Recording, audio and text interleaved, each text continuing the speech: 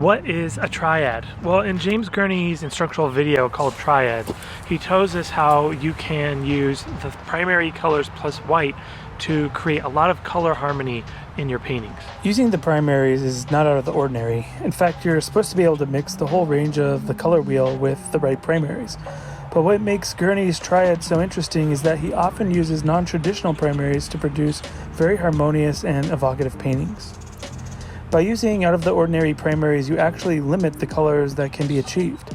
This is called a color gamut. Only this range of colors can be produced by mixing these types of primaries. So what is the Iron Triad? In several of his YouTube videos, Gurney paints using Prussian blue, light red or Venetian red, and yellow ochre.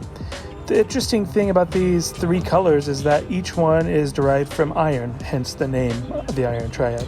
Gurney recommends an exercise where you swatch out all of the primary colors, the colors that you mix from them, which are your secondaries, and your tertiary color.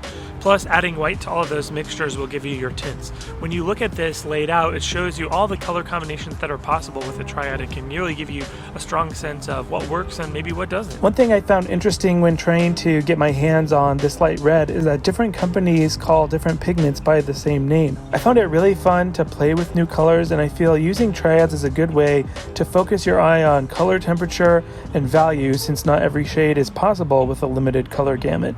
The limitation is an opportunity for growth for the self-taught artist. I think painting with triads is a really great exercise. I highly recommend James Gurney's instructional video. I learned a lot from it, and I think that you would enjoy it as well. If you'd like to check out Gurney's video on triads, I'm going to link that down below, as well as links to where you can buy the Iron Triad if you want to try it out for yourself. Remember, you have a voice that matters. Go be creative. I'll see you next time.